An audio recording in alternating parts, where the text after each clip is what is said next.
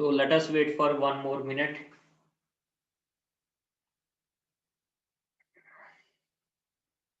Today we will start process synchronization.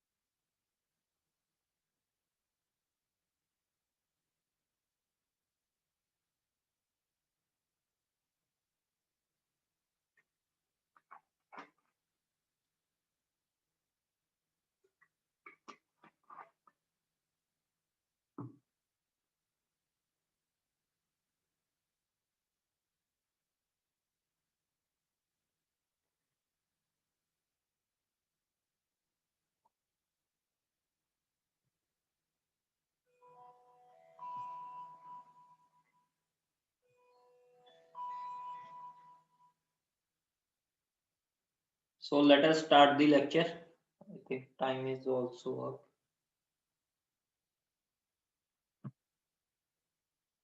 अगर किसी को डाउट होगा तो वो अनम्यूट करके पूछ लेना, क्योंकि आज मैं तकरीबन सारा लेक्चर एडोपेन प्रो पे करवाऊंगा. So topic is process synchronization.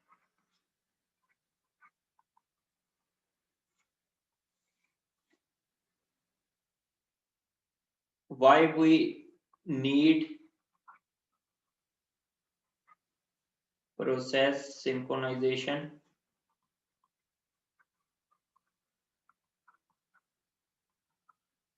देखो, प्रोसेस सिंक्रोनाइजेशन या कंकरेंसी और पैरेलल सिस्टम्स में क्या डिफरेंस है कि कंकरेंसी में आपके पास मल्टी प्रोग्रामिंग यूज हो रही है लेकिन यूनिप्रोसेसर सिस्टम के ऊपर, जबकि पैरेलल सिस्टम्स में थ्रेडिंग ज्यादातर यूज करके आप दो डिफरेंट थ्रेड्स अलग अलग कोर्स या अलग अलग प्रोसेसर्स पर चलाते हो.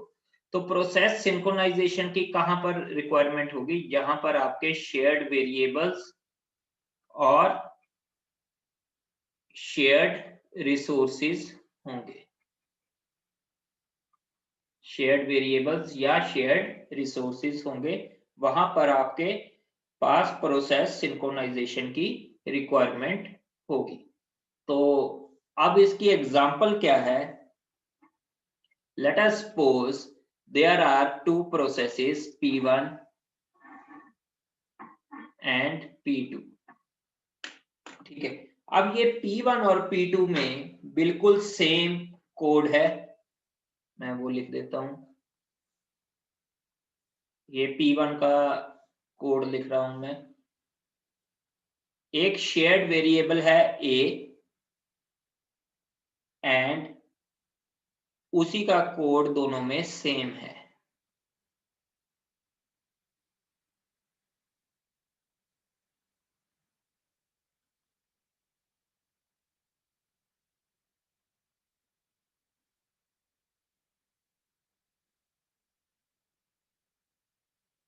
अब लेट अस सपोज स्टार्टिंग में A की वैल्यू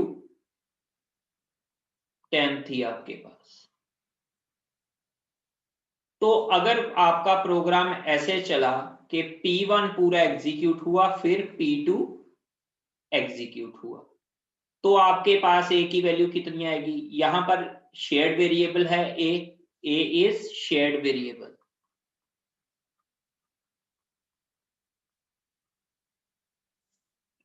तो आपके पास यहां पर है रीड A. तो यहां पर A की वैल्यू आपने क्या स्टोर करी? रीड करी 10. A equals to A plus 1. तो यहां पर A की वैल्यू कितनी हो जाएगी? A इक्वल्स टू 11 यहां पर. फिर राइट A. जैसे ही राइट ए करा तो आप ए की वैल्यू को कितना स्टोर करवा दोगे डिस्क के ऊपर, या जहां भी ये शेयर्ड वेरिएबल यूज हो रहा है, a equals to 11। Then P1 execute हुआ, उसके बाद P2 चला, तो P2 ने रीड किया A को, तो कितनी वैल्यू रीड करी 11। A की वैल्यू यहां पर कितनी आई 12, और राइट क्या करी 12। तो अगर P1 एंड P2 मतलब P2 executes after P1, then final value of A will come to 12। Clear? यहां तक तो सभी को क्लियर होगा। लेकिन सपोज करो, अभी हम दूसरा केस करेंगे।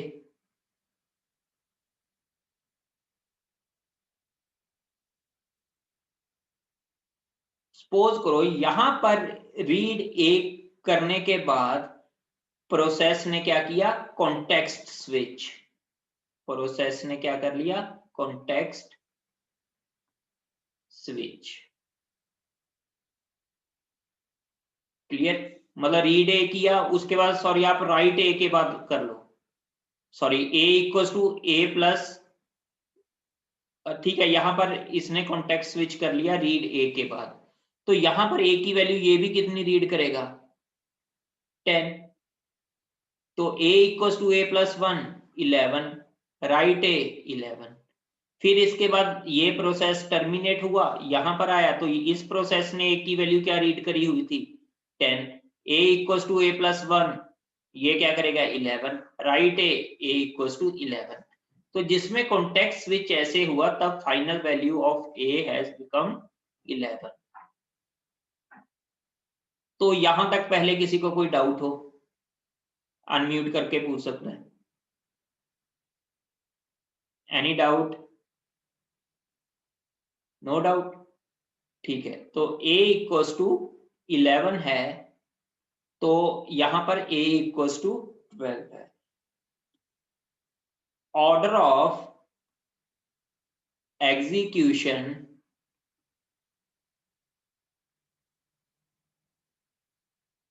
हैज चेंज्ड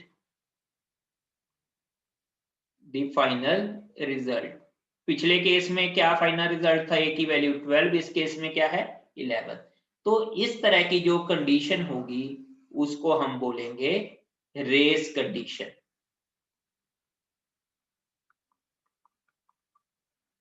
इस तरह की जो भी कंडीशन होगी उसको बोलेंगे हम race condition, where order of execution has changed the final results.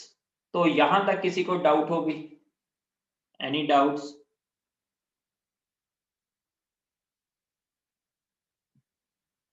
ठीक है, सो अगर यहां तक डाउट नहीं है तो ये हमारे पास है, अभी हमने प्रोसेस सिंक्रोनाइजेशन की बात की। तो अब हमारे पास जो नेक्स्ट टॉपिक है इसमें, that is called critical section problem.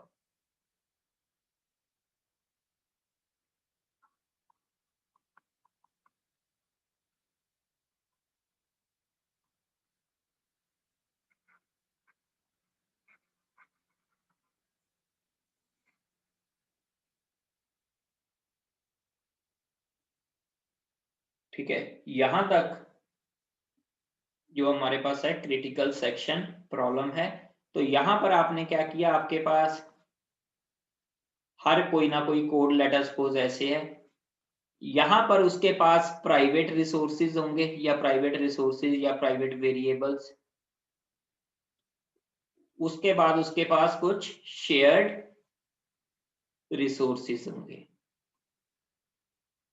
जब भी हम शेयर्ड रिसोर्सेज को यूज करेंगे किसी प्रोसेस में, उसको हम बोलेंगे क्रिटिकल सेक्शन प्रॉब्लम।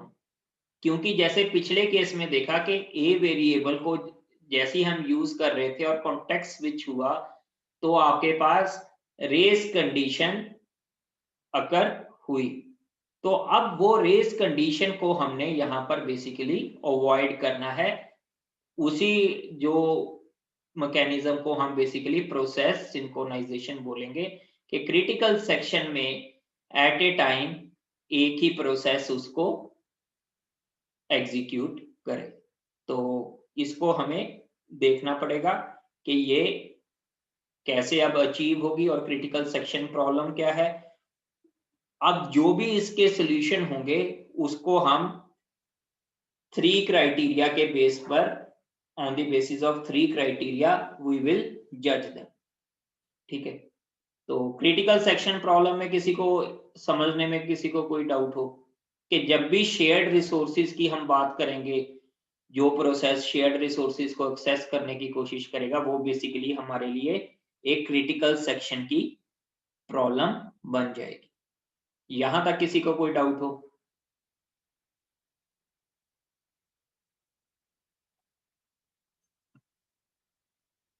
नेक्स्ट है अभी हमारे पास सॉल्यूशन को जज करने के लिए जो mandatory criteria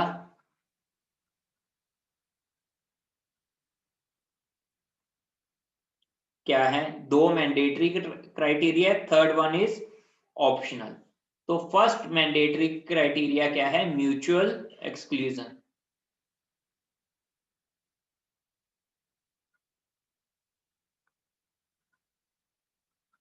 second one is progress.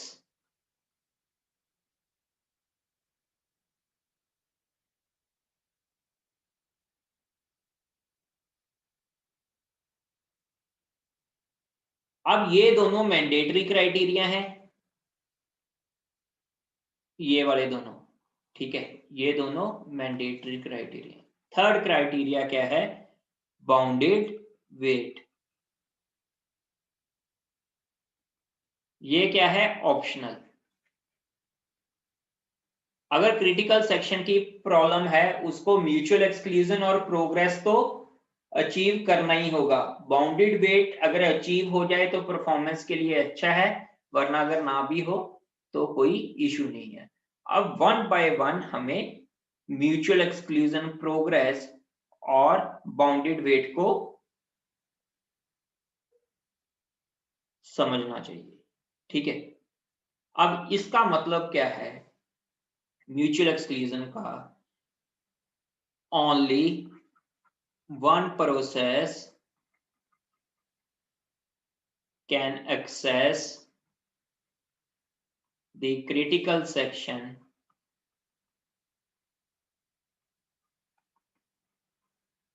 at a time। जहां पर सेम शेयर्ड रिसोर्स को आप यूज कर रहे हो तो एक प्रोसेस ही उस क्रिटिकल सेक्शन को एक्सेस करेगा, एक से ज्यादा नहीं करेगा। एक से ज्यादा करेंगे तो क्या होगा? आपके पास रेस कंडीशन अगर होगी, जैसे आपको एग्जांपल से समझाया था। Second condition is progress. Progress क्या कहती है? Only those processes should be in race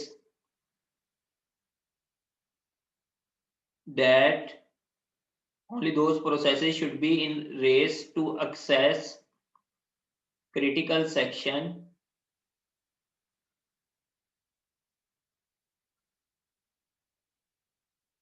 that actually want to do so।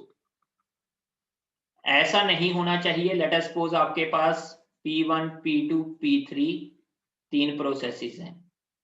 अब ऐसा आपने एक सिस्टम नहीं बनाना चाहिए कि लेट अस सपोज कि P1 और P3 ही एक्सेस करना चाहते हैं, P2 एक्सेस नहीं करना चाहता क्रिटिकल सेक्शन को। लेकिन आपका सॉल्यूशन ऐसा नहीं होना चाहिए कि P2 को वो फोर्सफुली कहे कि आप क्रिटिकल सेक्शन में एंटर हो, उसके बिना उसका काम नहीं चलेगा। तो ऐसा बिल्कुल नहीं होना चाहिए। तो अगर लेट अस सपोज ऐसा है, 2 प्रोसेस हैं P1, P2। अब P1 ने एक बार क्रिटिकल सेक्शन को एक्सेस कर लिया, अब कोई ऐसी कंडीशन नहीं होनी चाहिए कि दोबारा P2 चले तभी वो P1 दोबारा क्रिटिकल सेक्शन में एंटर हो। ऐसा नहीं होना चाहिए। इसको हम एक एग्जांपल के थ्रू करेंगे तब ज्यादा क्लियर होगा। और सेकंड कंडीशन क्या है, there should B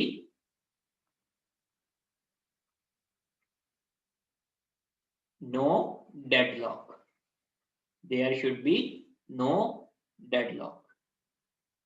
clear? So ये प्रोग्रेस के लिए है कि ओनली दोज प्रोसेसेस, कि सिर्फ वही प्रोसेसेस क्रिटिकल सेक्शन की रेस में हो जो उसको एक्चुअल में एक्सेस करना चाहते हो। ऐसा नहीं कि राउंड रॉबिन वाला ये जैसे हमने फॉर्मेट रखा कि ये कंपल्सरी हो जाए, ऐसा हमें नहीं चाहिए।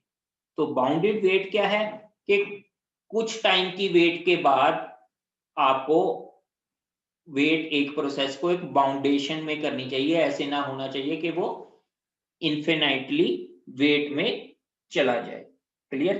तो बाउंडेड वेट का तो नाम से ही पता चल रहा है, लेकिन जो बाउंडेड वेट है that is optional, but mutual exclusion and progress must be mandatory for any critical section solution. अब कईयों को प्रोग्रेस अभी भी समझ में नहीं आया होगा, तो हम एक एग्जांपल के थ्रू करेंगे।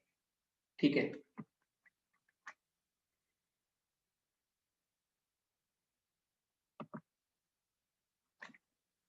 अब फॉर टू देखो, एक बात ध्यान रखनी है एग्जाम पॉइंट ऑफ व्यू से, अगर आपका ईएसपी थ्योरेटिकल होगा तो रेस कंडीशन के ऊपर जनरली क्वेश्चंस पूछे जाते हैं। ठीक है? सेकंड होता है इसमें Peterson solution,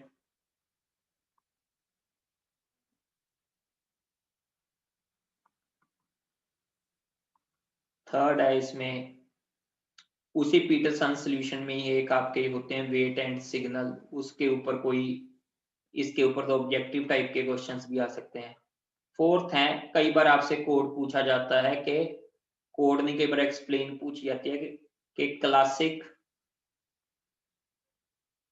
problems of synchronisation. तो इसमें जैसे रीडर राइटर है, प्रोड्यूसर कंज्यूमर प्रॉब्लम है और डाइनिंग फिलोसफर प्रॉब्लम है। ठीक है? डाइनिंग फिलोसफर प्रॉब्लम का सॉल्यूशन नहीं होगा आपके सिलेबस में, reader writer and producer consumer का आपके पास सॉल्यूशन भी अगर आप कहोगे तो कर सकते हो। ये जो वेट एंड सिग्नल है इसको हम सीमाफोर्स भी बोलते हैं, तो ये इंपॉर्टेंट है। ठीक है? तो इसको अभी रेस कंडीशन हमने कर ली, पीटरसन सॉल्यूशन पे अराइव होने से पहले हम इसको वैसे बाकी सॉल्यूशंस को देखेंगे कि वो कैसे फेल हुए। तो सबसे पहले यूजिंग वन वेरिएबल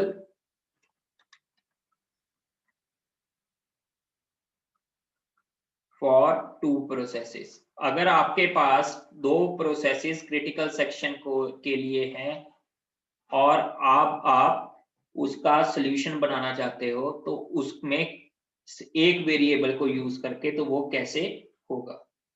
तो इस कोड को ध्यान से देखना, मैंने लिखा P1 P2, ये प्रोसेस 1 का, ये प्रोसेस 2 का कोड है। while 1 लिख दिया, while 1 का मतलब ट्रू। ठीक है? दोनों में यहां पर एक मैंने वेरिएबल रख लिया टर्न, अब मैंने लिख दिया while turn is not equals to 0 और साथ में लगा दिया semicolon. Yes, anybody can tell me कि what is the purpose of this semicolon? कोई बताएगा मुझे कि सेमीकोलन लगने से क्या है, अगर लूप के बाद सेमीकोलन लगा हो तो उसका इफेक्ट क्या होगा? सर ये बस टाइम डिले देगा। कैसे? सर कोई एग्जीक्यूशन स्टेटमेंट नहीं है, ये बस टाइम डिले देगा। तो ये क्या करेगा बेसिकली, इन्फिनाइटली पहले कुछ टाइम के बाद ये उसी में हैंग होता रहेगा, कोई स्टेटमेंट नहीं है तो क्या है ये, इसी को मतलब जो भी इसके आगे की स्टेटमेंट होगी उसके आगे ये जा ही नहीं पाएगा, तो बेसिकली ये डिले करता जाएगा। ठीक है? सो नेक्स्ट है critical section.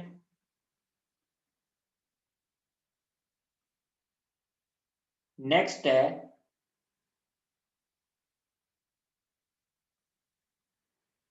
Turn equals to 1। अब देखो अगर मैं प्रोग्राम को आपके कोई भी प्रोसेस हो तो उसको मैंने करूं तो क्या होगा क्रिटिकल सेक्शन में, एक तो एंट्री सेक्शन होगा, एंट्री सेक्शन होगा, ये तो प्राइवेट वेरिएबल्स और रिसोर्सेज हो गए, ठीक है। फिर एंट्री सेक्शन हो गया, एंट्री सेक्शन मतलब कंडीशन क्रिटिकल सेक्शन के लगाने के लिए, फिर critical section and then remainder section, ठीक है, और यहां पर एग्जिट के कंडीशन होगी। तो इस तरह से आपका कोड होगा। तो यहां पर मैं बोल सकता हूं कि ये एंट्री सेक्शन है,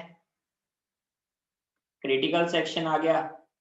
अब आपने लिख दिया रिमाइंडर सेक्शन, कोई भी कोड हो सकता है इसके बाद जो क्रिटिकल सेक्शन का पार्ट नहीं है, तो आपने ये कंडीशन लगा दी। तो नेक्स्ट आपने दूसरे प्रोसेस में क्या किया, उल्टी condition, while turn is not equals to 1। अब टर्न क्या है, टर्न एक आपका बूलियन वेरिएबल लगा लो या बाइनरी वेरिएबल लगा लो जिसमें आपकी वैल्यूज 0 एंड 1 ही पॉसिबल हैं। तो उसके बाद क्रिटिकल सेक्शन, फिर आपने किया turn equals to 0, remainder section. तो अब आप ये बताओ कि जो फर्स्ट मैंडेटरी कंडीशन थी म्यूचुअल एक्सक्लूजन, सभी 2 मिनट्स ले लो, क्या वो सेटिस्फाई हो रही है इस सॉल्यूशन में? टर्न की वैल्यू क्या हो सकती है, या 0 हो सकती है या 1 हो सकती है। टर्न कैन बी 0 और 1।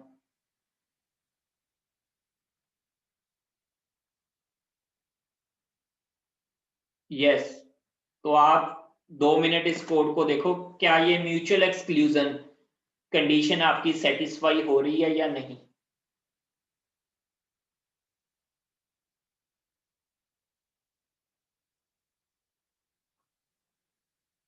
हो रहा है sir.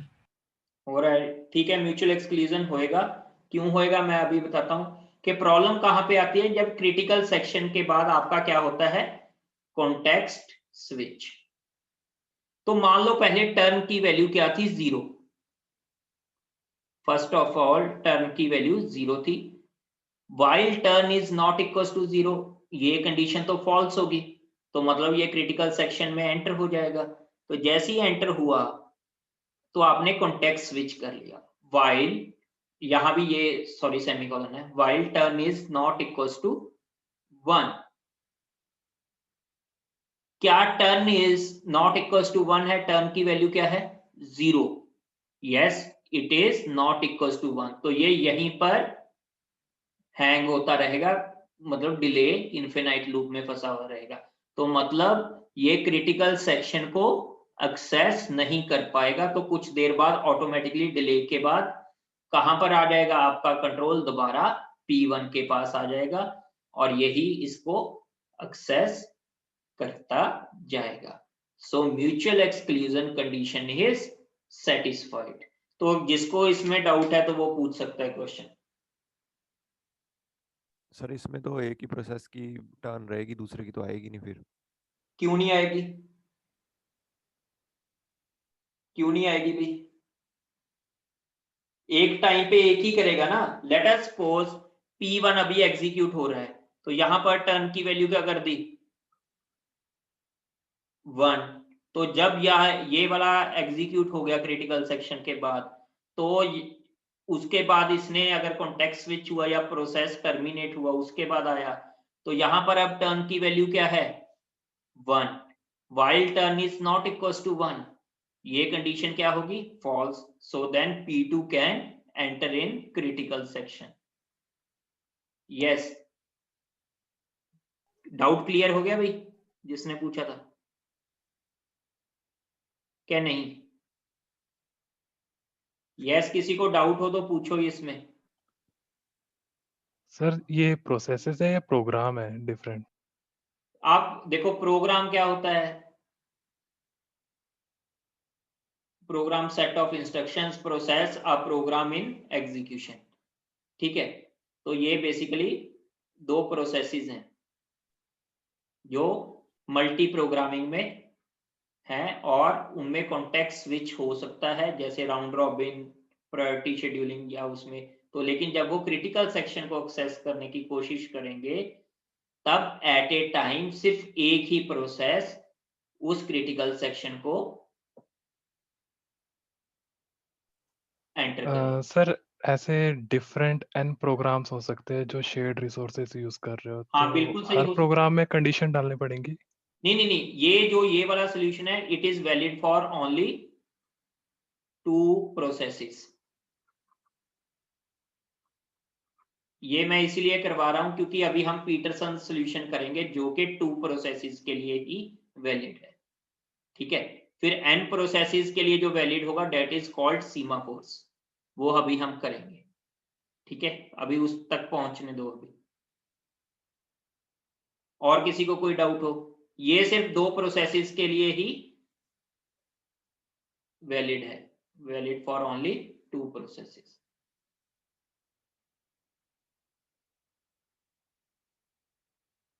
Yes. Any other doubt? No doubt. So अब नेक्स्ट कंडीशन है प्रोग्रेस, जो मैंडेटरी है। क्या प्रोग्रेस अचीव हो रही है?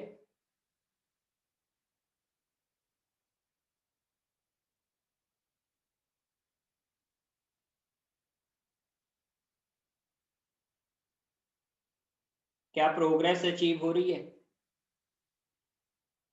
यस। एनीबडी? देखो इसको, जो कॉन्सेप्ट मैंने बताया था और फिर करो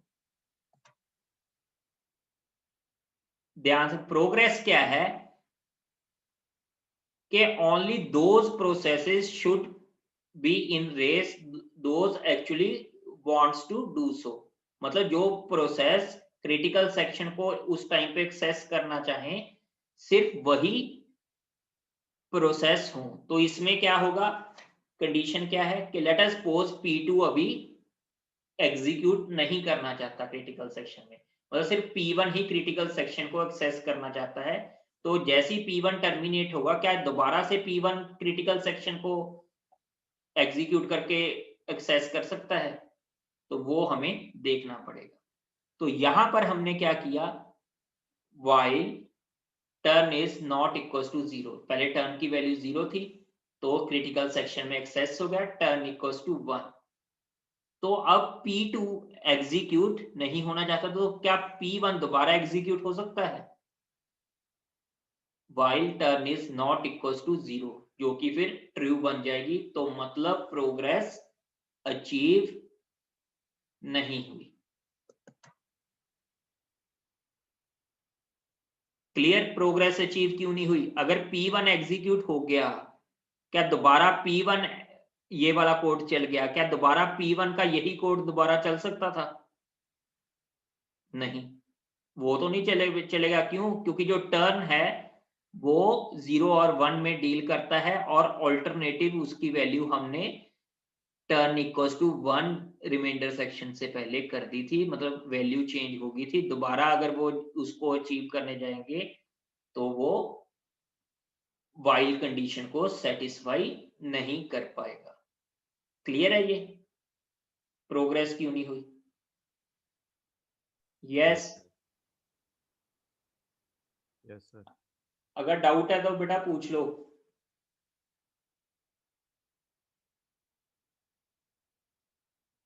तो अगर डाउट नहीं है तो आगे तो चलते हैं। प्रोग्रेस तो बहुत रिलेटिव हो गई, फिर इससे तो काफी ऑब्जर्वेशन कैसे? से पता चलेगा। अच्छा, प्रोग्रेस तो रिलेटिव हो गई, फिर अगर P2 एग्जीक्यूट हो गया तो फिर P1 वापस एग्जीक्यूट थोड़ी होता। कैसे? फिर अगर P2 एग्जीक्यूट हो गया होता तो P1 वापस एग्जीक्यूट थोड़ी होता। नहीं, आप बात नहीं समझे। लेट अस सपोज ये क्या है, एक पीस ऑफ कोड है, ठीक है, क्रिटिकल सेक्शन के लिए। तो लेट अस सपोज इसके बाद भी क्रिटिकल सेक्शन का कुछ पोर्शन है या कुछ नहीं है, ठीक है। तो कॉन्टेक्स्ट स्विच अगर क्रिटिकल सेक्शन को वो आपने जाते हुए 1 कर दिया, टर्न इक्वल्स टू 1, तो P2 लेट अस सपोज ऐसा है कि P1 भी क्रिटिकल सेक्शन को एक्सेस कर रहा है और P2 भी क्रिटिकल सेक्शन को एक्सेस कर रहा है, लेकिन उस टाइम पर P2 दोबारा से क्रिटिकल सेक्शन को एक्सेस नहीं करना चाहता। P2 दोबारा से क्रिटिकल सेक्शन को, मतलब क्रिटिकल सेक्शन को उस टाइम पर P2 जाना ही नहीं चाहता उस सेक्शन में, क्योंकि उसको रिक्वायरमेंट नहीं है। तो क्या आपका सॉल्यूशन दोबारा से P1 को एग्जीक्यूट कर देगा? नहीं, तो प्रोग्रेस नहीं हुई। डाउट यही था या कुछ और था? सर मैं ये पूछ रहा था कि अगर कंटेक्स्ट स्विच हो गया होता तब तो प्रोग्रेस हो जाती ना, मतलब अगर नहीं, P2 देखो वो म्यूजिक तब तो प्रोग्रेस का, उसको हम प्रोग्रेस नहीं बोलते। प्रोग्रेस का मतलब क्या है कि आपके पास ये मैंडेटरी राउंड रॉबिन एल्गोरिदम नहीं होना, बनना चाहिए कि आपको पहले ये करेगा तो दूसरा वो चलना चाहिए। उस टाइम पर वो P2 को रिक्वायरमेंट नहीं है क्रिटिकल सेक्शन की, तो उस टाइम पे वो वो करना नहीं चाहता। तो हम ऐसा थोड़ी करेंगे कि उसको धक्के से बोलेंगे कि भी इसको चलाना पड़े, फिर तो प्रोग्रेस नहीं हुई ना। फिर तो अगर हमें इसको वो वाला कोड दोबारा से चलाना पड़ेगा तो उससे क्या होगा, प्रॉब्लम आएगी। ना ही हम यहाँ पर टर्न इक्वल्स टू 0 लिख सकते हैं, क्योंकि फिर अगेन उसमें प्रॉब्लम आएगी कि आपकी दोबारा से अगर P2 एग्जीक्यूट करना चाहे तो वो नहीं कर पाएगा। सो इस वजह से ये सॉल्यूशन कंप्लीट नहीं है। आप P2 के ऊपर ये कंडीशन नहीं लगा सकते ना कि ये मस्ट वो करे, ठीक है। टर्न इक्वल्स टू 1 कहाँ पे होगा, यहाँ पे। तो इसके बाद इसको तो ऑल्टरनेटिव बन गया कि टर्न इक्वल्स टू 1 हो गया, तो उसके बाद हमेशा P2 चलेगा, फिर P1 चले, फिर P2 चले, ऐसा ही होगा। तो ये रिक्वायर्ड नहीं है, तो इससे क्या है, एक्चुअल प्रोग्रेस नहीं हुई। तो प्रोग्रेस के लिए दो कंडीशन क्या है कि एक तो only those processes should be in race, जो उसको रेस में जाना चाहते हैं क्रिटिकल सेक्शन को एक्सेस करने के लिए। सेकंड कंडीशन क्या है कि there should be no deadlock. Clear? So अब इस कंडीशन को सॉल्व करने के लिए उन्होंने क्या किया, एक अनदर सॉल्यूशन आया आपके पास, दैट इज कॉल्ड फ्लैग का सॉल्यूशन है, कि जिसमें फ्लैग की वैल्यू आपकी उसमें 0 1 थी, तो यहां पर उन्होंने क्या किया कि फ्लैग की वैल्यू ट्रू एंड फॉल्स की कर दी। एक फ्लैग 0, मतलब दो वेरिएबल्स का आपका ऐसा यूज किया, और एक फ्लैग 1, ये दो वेरिएबल्स आपके यूज कर लिए एक तरीके से, फ्लैग 0 एंड फ्लैग 1। तो इस कंडीशन में क्या किया उन्होंने,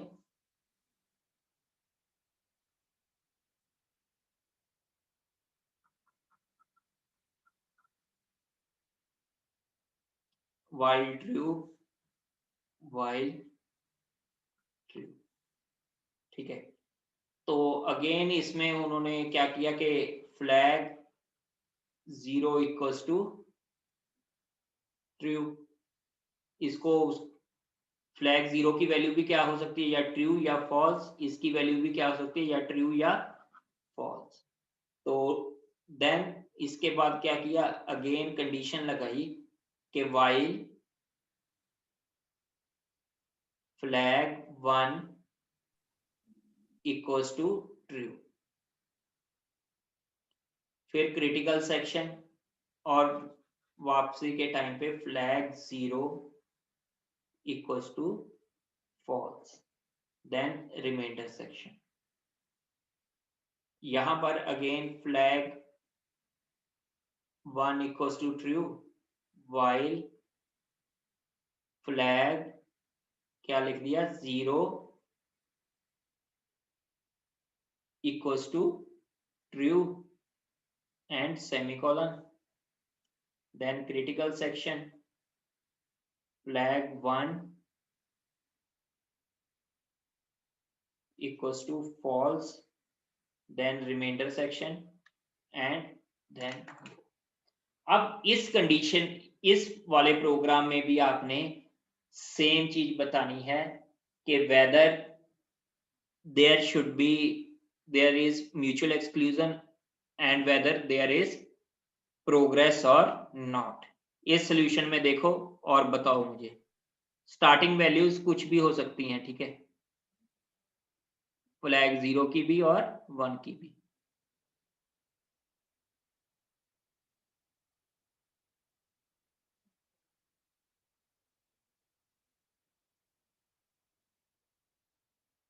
तो हाँ जी, क्या म्यूचुअल एक्सक्लूजन है इसमें? Anybody? Yes sir. Mutual exclusion है। क्यों है म्यूचुअल एक्सक्लूजन? क्योंकि फ्लैग 0 इक्वल्स टू आपने यहां पे ट्रू कर दिया, फ्लैग 1 इक्वल्स टू ट्रू कर दिया।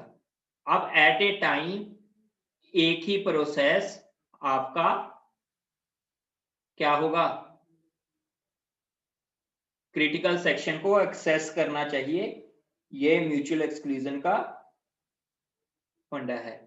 तो आपके पास जैसी फ्लैग 0 इक्वल्स टू ट्रू हुआ, फ्लैग 1 इक्वल्स टू ट्रू, तो अगर ये ट्रू होगा फ्लैग 1 इक्वल्स टू दोनों में, अगर ये दोनों ट्रू हैं तो क्या हो जाएगा आपका, लेट अस सपोज अगर दोनों ट्रू हैं, शुरू में एक की वैल्यू फॉल्स फॉल्स, दूसरे की वैल्यू फॉल्स। ये सारे केसेस आपको अगर कोई क्वेश्चन आएगा, मैं बाद में न्यूमेरिकल भी करवाऊंगा, तो ऐसे चूज करना पड़ेगा।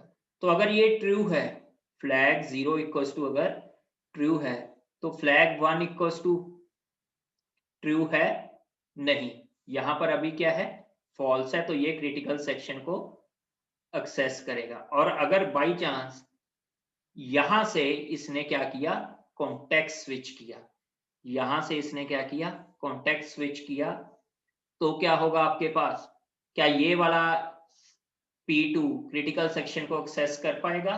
नहीं कर पाएगा, क्योंकि यहां पर कंडीशन क्या है, फ्लैग 0 इक्वल्स टू ट्रू लिखा हुआ है, ठीक है। तो यहां पर फ्लैग 0 इक्वल्स टू ट्रू लिखा हुआ है, तो इस कंडीशन में ये नहीं कर पाएगा। कईयों के मन में अभी डाउट होगा, उस डाउट को मैं बाद में करूंगा। इन सभी कंडीशंस के ऊपर एक कंडीशन ऐसी आएगी जिसको अज्यूम करके ये चलेगा नहीं, तो वो किस लिए नहीं चलेगा, उसको आगे की बात हम बाद में देखेंगे। तो यहां पर तो ये म्यूचुअल एक्सक्लूजन जब क्रिटिकल सेक्शन में कॉन्टेक्स्ट स्विच हुआ तो आपके पास ये चला, ठीक है। तो नेक्स्ट है अभी आपके पास प्रोग्रेस। प्रोग्रेस क्या है कि आपके पास कभी भी ये ऐसा नहीं होना चाहिए कि अगर प्रोसेस P2 पार्टिसिपेट नहीं करना चाहता तो उसको आपको फोर्सफुली करना पड़े। तो क्या ये कंडीशन आपकी इसमें चलेगी? Late us suppose P2 participate नहीं करना चाहता और फ्लैग 0 आपने यहाँ पे ट्रू किया P1 का, while flag 1 equals to true, अगर ये उसमें फॉल्स किया है तो ये ट्रू नहीं होगा, तो यहां पर ये क्या होगा, नहीं, ये कंडीशन फॉल्स होगी तो ये क्रिटिकल सेक्शन को एक्सेस करेगा, then again flag 0 equals to false. तो आपको लगेगा कि प्रोग्रेस भी है, लेकिन प्रोग्रेस की एक दूसरी कंडीशन है कि the system must not be in deadlock state. अब यहां पे वो डाउट सॉल्व होगा कि यहां पे किसी केस में डेडलॉक बन रहा है, एनीबॉडी? Yes sir. किस केस में डेडलॉक, किस केस में बनेगा? सर फ्लैग 0 सपोज और फ्लैग 1 की वैल्यू बताओ उसमें। True true. जब ट्रू ट्रू हो या यहां के बाद वो कॉन्टेक्स्ट स्विच कर ले प्रोसेस। अगर फ्लैग 0 इक्वल्स टू ट्रू है, फ्लैग 1 इक्वल्स टू ट्रू है, तो ये कंडीशन भी ट्रू होगी, ये कंडीशन भी ट्रू होगी। None of the process can access critical section. So progress actual में इस केस में नहीं हुई। तो इस यहां तक किसी को कोई डाउट हो? Any doubt? पहले केस में क्या था, आपके पास प्रोग्रेस क्यों नहीं हो पाई? क्योंकि आपको वो वापसी के जब आप एग्जिट कर रहे थे तब वो दूसरे एक ही वेरिएबल यूज कर रहे थे टर्न, तो उसकी वैल्यू आपको अल्टरनेट सेट करनी पड़ रही थी, वो दोबारा से P1 नहीं चला पा रहा था। लेकिन आपने यहाँ पर वो प्रॉब्लम तो रिजॉल्व कर दी, लेकिन the system can be in deadlock state. अब आप, ये तो हो गया आपका using one variable and two variable. अब जो तीसरा सॉल्यूशन है जो मोस्ट इंपॉर्टेंट है, that is called Peterson's solution.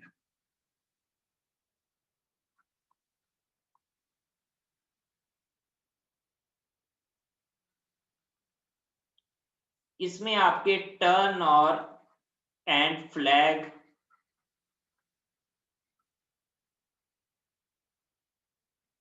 Variables are used. तो क्या आप कोई ऐसा प्रोग्राम अपनी तरफ से सोच सकते हो कि जिसमें ये प्रोग्रेस कंडीशन भी अचीव हो जाए और टर्न और फ्लैग 0 फ्लैग 1 को लेकर? मतलब इसमें मैं हिंट दे रहा हूं कि वाइल कंडीशन में जो एंट्री कंडीशन है क्रिटिकल सेक्शन की, वहां पर ये दोनों turn and flag will be used. तो कैसे आप प्रोग्राम लिख पाओगे उसका कोड पीटरसन सॉल्यूशन का कि ये दोनों यूज हो पाए? तो वो आपने 5 मिनट्स हैं आपके पास, आप सोचो उसको, फिर मैं वरना नहीं हुआ तो मैं सॉल्यूशन यहाँ पे बताऊंगा। तो उससे आपका पीटरसन्स सॉल्यूशन हो जाएगा।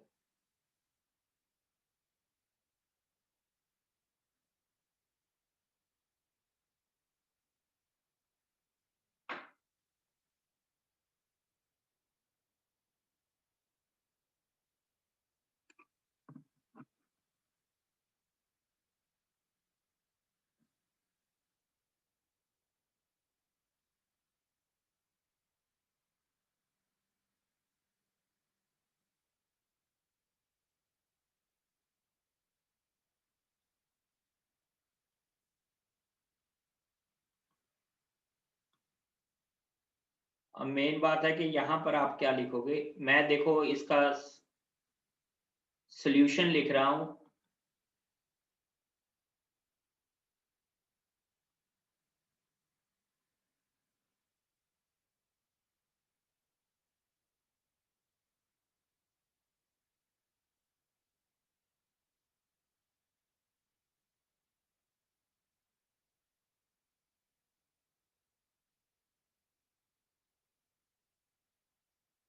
ठीक है। अब यहाँ पर क्रिटिकल सेक्शन और वापसी टाइम मैंने लिख दिया flag 0 equals to false, then remainder section end, और यहां पर मैंने लिख दिया फ्लैग, हाँ जी कोई बताएगा अब क्या लिखूं यहाँ पे? एनीबडी?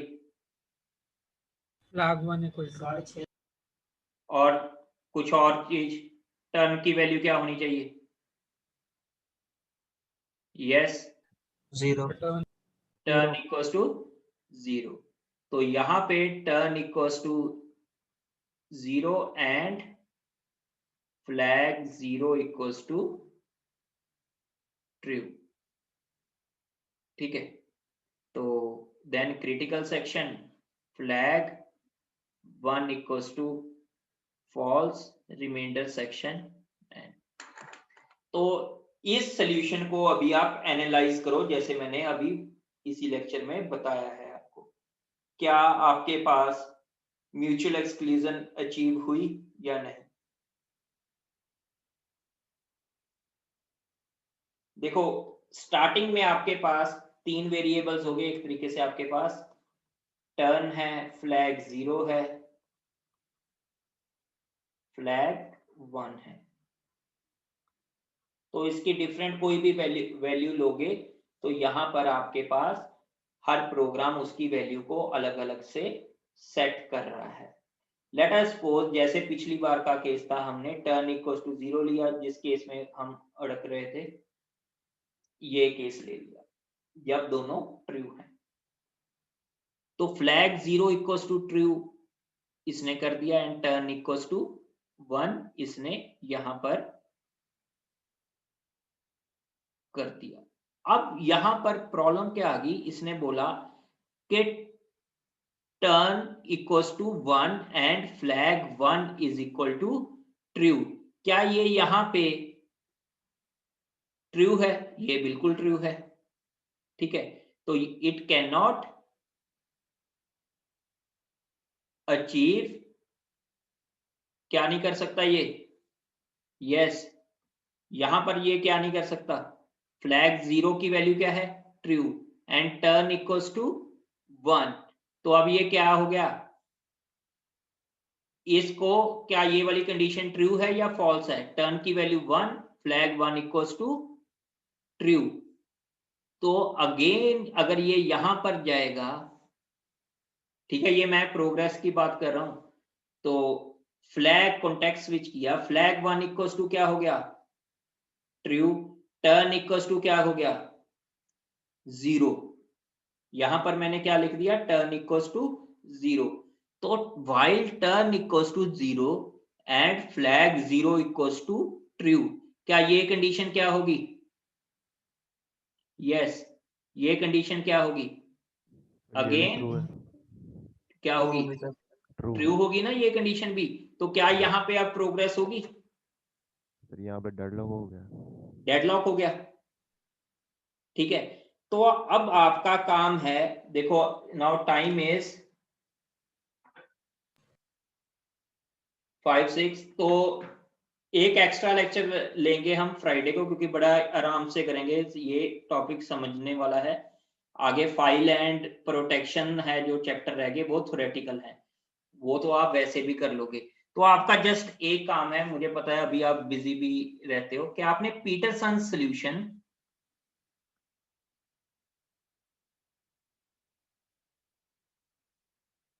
को एनालाइज करके लेकर आना है, जो अभी तक हमने टॉपिक किए हैं। पीटरसन सॉल्यूशन को आप एनालाइज करो और इसको एक्चुअल सॉल्यूशन को मेरे पास बताओ कि पीटरसन सॉल्यूशन का एक्चुअल सॉल्यूशन क्या होगा। क्या ये एक्चुअल सॉल्यूशन है? सर तो इसमें आपको डेडलॉक कहाँ है? तो आपने वो बताना है ना मुझे कि इसमें डेडलॉक है या नहीं है। Let us suppose flag 0 equals to true, ठीक है, टर्न इक्वल्स टू 1। तो यहां पर क्या है? फ्लैग 1 की वैल्यू भी क्या है? ट्रू। तो while turn equals to 1 and flag 1 equals to true, क्या ये स्टार्टिंग में क्या है? ये चलेगा? नहीं, ये नहीं चलेगा। क्या ये चलेगा? फ्लैग इसके बाद late us suppose context switch हुआ यहां पे, तो ये क्या ये चलेगा? फ्लैग 1 इक्वल्स टू क्या है? ट्रू। टर्न इक्वल्स टू क्या है? 0। तो अब यहां पर इसके बाद क्या होगा? यस, तो यहां पर कंट्रोल जाएगा और यहां पर क्या होगा? Loop, infinite loop. क्या इसके बाद ये जो लूप है, तो ये किस लिए लूप अगर सेमीकोलन में? डिले। कुछ टाइम के बाद कंट्रोल कहां पे जाएगा? यस, कंट्रोल कहां पे जाएगा? यहां पे। अब यहां पे कौन सी इंस्ट्रक्शन पे जाएगा? Yes anybody? While condition. While पे। वाइल पे जाएगा। तो अब मैंने हिंट तो दे दिया है, लेकिन फिर भी आप इसको एक बार एनालाइज करना। ये जो जिसने मीन्स भी इसमें डेडलॉक नहीं है सर? हाँ बिल्कुल सही, इस केस में डेडलॉक नहीं है। तो देखो ये समझ में आया कि नहीं आया? यस सर, आ गया। किसको नहीं आया भाई? मैं सिर्फ इसमें ये कंडीशन आपको घर से ये कंडीशन पढ़ने के लिए बताने वाला था कि व्हाइल के बाद अगर ये सेमीकोलन लगा है, इसका मतलब है डिले पड़ेगा।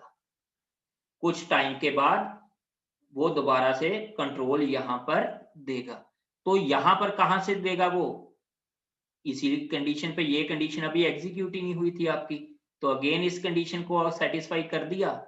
अब इसने इस कंडीशन को सेटिस्फाई कर दिया, then there will be no deadlock. तो ये पीटरसन सॉल्यूशन है। हाँ जी, किसी को समझ में ना आया हो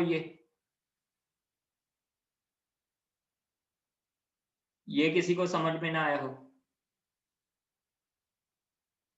ठीक है, तो ये हम क्लास को ओवर करते हैं। ये पीटरसन सॉल्यूशन तक हो गया। नेक्स्ट जो मॉर्निंग वाला लेक्चर है उसमें आपका ये मेरे हिसाब से कवर हो जाएगा, प्रोसेस सिंक्रोनाइजेशन। शाम वाले लेक्चर में हम वो कर लेंगे, फाइल सिस्टम्स को स्टार्ट कर लेंगे। ठीक है, तो अगर शाम को लेक्चर हो पाया, अगर आप फ्री होगी तो, वरना मुझे 2 लेक्चर्स एक्स्ट्रा लेने ही पड़ेंगे, तो वो मैं आपको बता दूंगा कौन से टाइम पे। So on today only 40 students were there. ठीक है, तो मैं वैसे मैंने अभी वो भी रिकॉर्डिंग भी भेजनी है आपको, सो आई शुड स्टॉप दिस।